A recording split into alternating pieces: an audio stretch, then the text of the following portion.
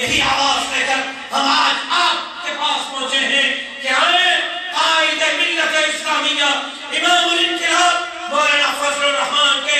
شانہ پشانہ چلیں اور سب کو آزما لیا ہے، سب پر اعتماد کر لیا ہے، اب ایک مرتبہ لوگوں کی ذہن سازی کریں، گلی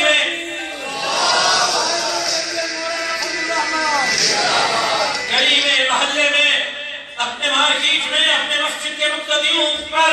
محنت کریں، ان کی ذہن سازی کریں، ان کو باقاعدہ تیار کریں کہ آئیں ہم مل کر اسلامی نظام کے نفاذ کے لیے جمعیت علماء اسلام کی سپاہی بنیں۔ مولوی کے سب سے بڑا مسئلہ یہی ہے، نماز تو پڑھانی ہے، روزہ تو رکھوانا اور کھلوانا ہے، جنازے کے لیے دوڑتے ہوئے جانا ہے، شادی کے لیے 10 دن پہلے سے امام صاحب کے وقت مقرر ہیں،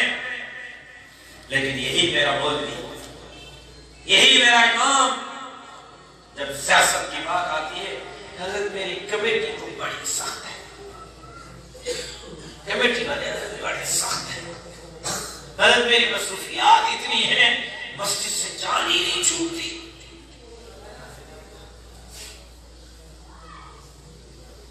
کل قیامت کے دن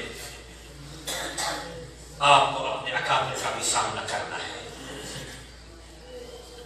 اپنے شہداء کا بھی سامنا کرنا ہے، تو کل قیامت کے دن آپ نے سرور کونین سرکار دو عالم صلی اللہ علیہ وسلم کا بھی سامنا کرنا ہے۔ میرے مولویوں میں آپ سے مخاطب ہوں،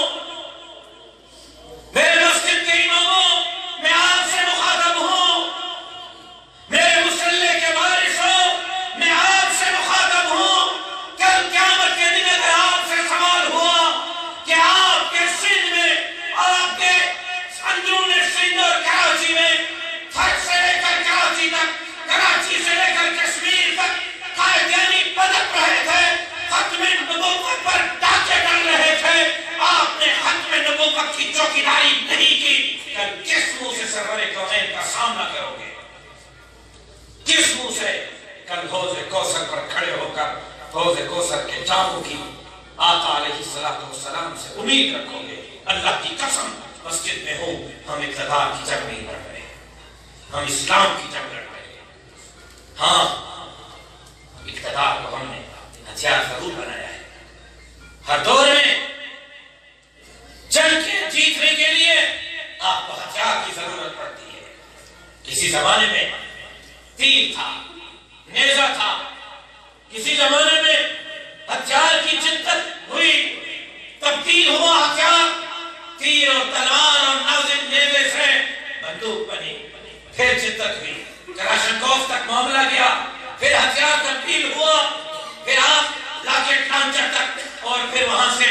F-16 تک، اور اب آپ دنیا کے جدید ترین ہتھیار ایٹم بم تک پہنچے ہیں۔ یہ ہتھیار ہے جس کے ذریعے آپ جنگ جیتنا چاہتے ہیں۔ ہمارے لیے یہ پارلیمنٹ کوئی زیادہ اہمیت نہیں رکھتی سوائے اس کے کہ ہم پارلیمنٹ کو ہتھیار سمجھتے ہیں، ہم ووٹ کی پرچی کو ہتھیار سمجھتے ہیں، ہم الیکشن کو ہتھیار سمجھتے ہیں۔ ووٹ کی پرچی کے ذریعے، الیکشن کے ذریعے، پارلیمنٹ کے ذریعے، اقتدار کے ذریعے ہم جنگ جیت کر پارلیمنٹ کے ذریعے جمہوری طریقے سے اس ملک کے اندر قرآن کا قانون نافذ کرنا چاہتے ہیں۔ پھر مجھے بتاؤ کہ میدان میں آپ کھڑے ہو، آپ کے سامنے بندے مقابل آپ کا دشمن مضبوط بھی ہے، طاقتور بھی ہے، آپ سے تکڑا بھی ہے، اور